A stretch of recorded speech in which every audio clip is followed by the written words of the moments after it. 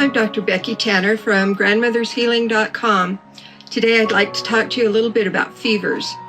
When our children get lethargic and start acting different, one of the first things we do is feel their forehead to see if they have a fever. And then if they do, we panic. We have to suppress it. We have to get rid of the fever.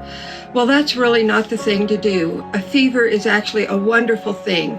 It is the first way that the body has to start fighting this disease. Now, if you want to listen to all the drug companies that make billions of dollars selling you drugs to suppress a fever, go ahead.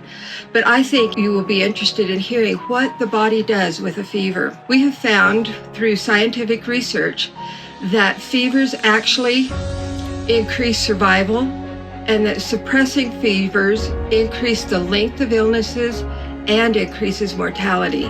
Bacteria and viruses thrive at the normal temperature of our body.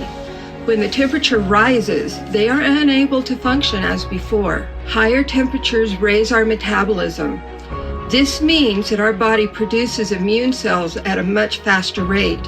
And it also means that these cells are able to produce the chemicals that fight viruses and bacteria faster. Iron, which bacteria and viruses need, is sequestered. In other words, it's put into the cells in the body, and it's not in the bloodstream easily available to our viruses and to our bacteria. Also, substances that increase the achy feeling that we have are increased. And let me tell you, that achy feeling is a good thing. It makes us want to go to bed. If we're sick, the best place to be is in bed. If we're resting, all of our energy goes to fighting the illness instead of trying to make the body function and push through. I think one of the good things about COVID is people are learning that when they're sick, stay home. Don't push through, because when you do, it makes that illness last much, much longer. The perfect temperature for all of this to happen is 103 degrees. Don't worry. The brain is not going to melt. It's not going to cause harm there. The temperature needs to be above 105 before it really can cause harm to your body. If you become worried that the fever is too high and it might be causing damage, you can use a cool cloth to the forehead or maybe behind the neck, or you can take a tepid bath. All of these will help to give you relief, the heat of the fever, and it will also help you to give relief to the worry of it being too high. You still allow the body to have this fever that was fighting the illness, and it won't interrupt that process of helping you to get well, but it will help you to not worry so much. So, we have our immune system is activated. We're making many more immune cells. These immune cells are producing a lot more substances to fight the bacteria.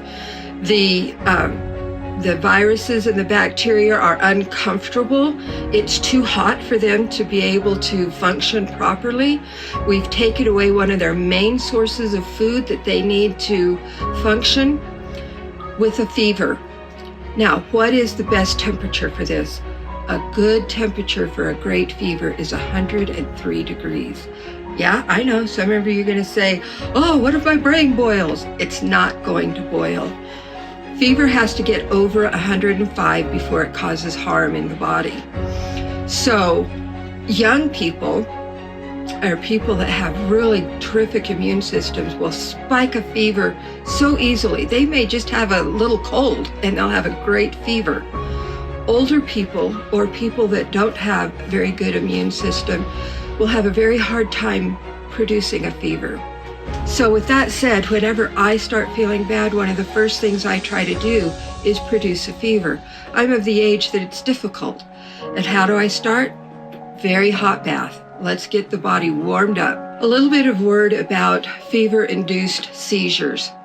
Although they are rare, they do happen. Most of the time, it isn't the high temperature that causes them, but the speed in which the temperature was raised. If you take something to suppress your fever, you need to be very careful and dose it properly, because your body is fighting to get that temperature up, and whatever drugs you took is trying to keep the temperature down.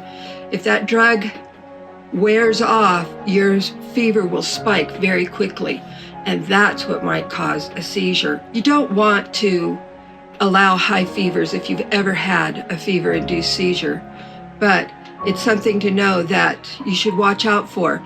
But really, most of the time it happens when a fever is suppressed and then let loose and it spikes really fast. Okay, there is a question about how we should eat when we have a fever.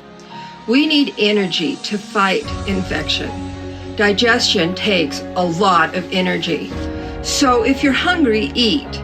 But if you're not hungry, don't push food. Let the energy go to fighting your disease. When you do eat foods that are easy to digest, things that have already been cooked. Bone broth and soups are good sources of food when you're feeling sick. I hope that you've learned a little bit about fevers, about why we should never try to get rid of a fever, but allow it to work and help it. For those people that can't spike a fever very easily, a hot tub or a hot bath or hydrotherapy. I will show you how to use hydrotherapy in another post some other time.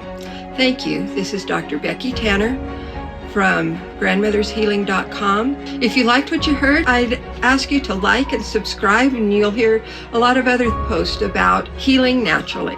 Don't forget, ring that bell so that you'll get alerts for further posts. Thank you. Dr. Becky Tanner, grandmothershealing.com.